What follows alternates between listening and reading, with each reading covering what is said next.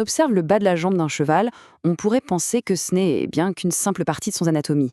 Mais en réalité, c'est tellement plus que ça. C'est un véritable chef-d'œuvre de conception biomécanique qui a été perfectionné pendant des millions d'années d'évolution. Alors plongeons ensemble au cœur de cette mécanique incroyable. Cette image, elle est fascinante, n'est-ce pas? On voit tout de suite un assemblage hyper complexe, d'os, de tissus. C'est ce mécanisme qui permet au cheval de galoper, de sauter, de porter des charges énormes. La grande question, c'est donc comment tout ça fonctionne ensemble avec une telle précision.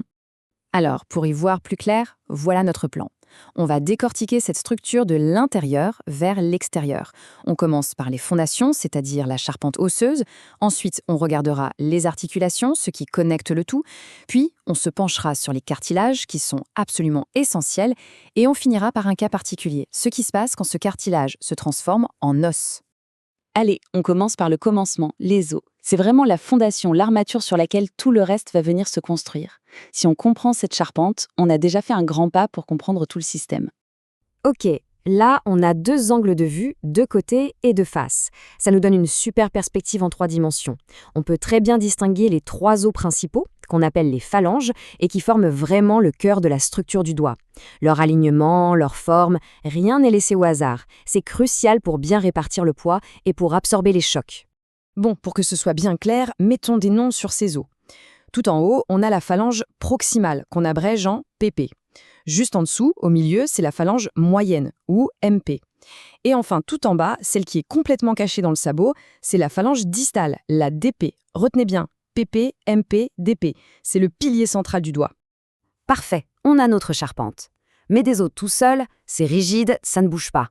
Ce qui rend tout ça fonctionnel, ce qui apporte la mobilité, ce sont bien sûr les articulations. C'est le point de connexion, là où le mouvement devient possible. Alors, avant d'aller plus loin, il y a sans doute quelque chose qui saute aux yeux sur ces images. C'est quoi cette matière verte un peu bizarre? On dirait presque un truc de film de science-fiction, mais c'est en fait une technique scientifique absolument géniale. Et la réponse, la voilà. Elle vient directement de la source. Ce n'est pas du tout un tissu biologique. C'est du plastique acrylique.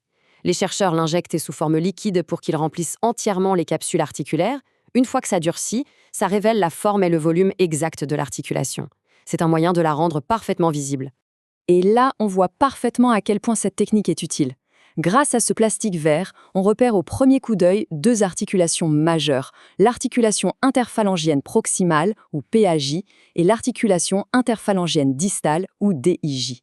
Ça permet de les visualiser comme jamais auparavant. Bon, on a vu les os qui sont rigides, les articulations qui permettent le mouvement. Il est temps de s'intéresser à un composant plus souple, mais tout aussi crucial. Il faut voir les cartilages comme les amortisseurs naturels du cheval. Ils sont essentiels pour encaisser chaque impact. Alors ces structures, on les appelle les cartilages de la phalange distale ou parfois cartilages nguéo.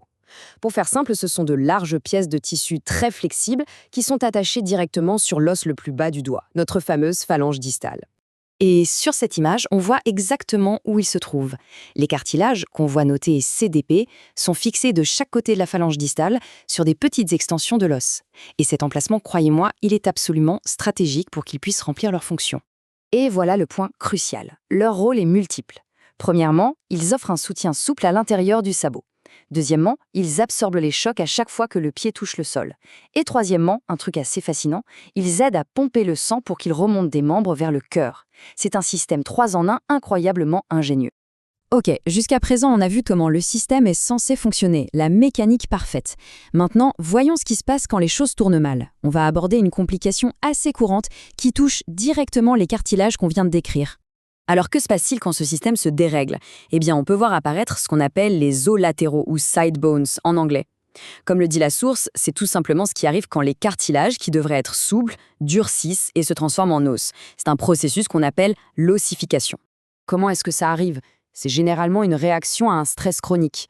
On part d'un cartilage sain, bien flexible. Mais s'il est soumis à des contraintes répétées, à des chocs, à un traumatisme, il peut commencer à se calcifier. Lentement mais sûrement, il perd sa nature souple et devient aussi rigide que de l'os. Et la conséquence, elle est directe et vraiment problématique.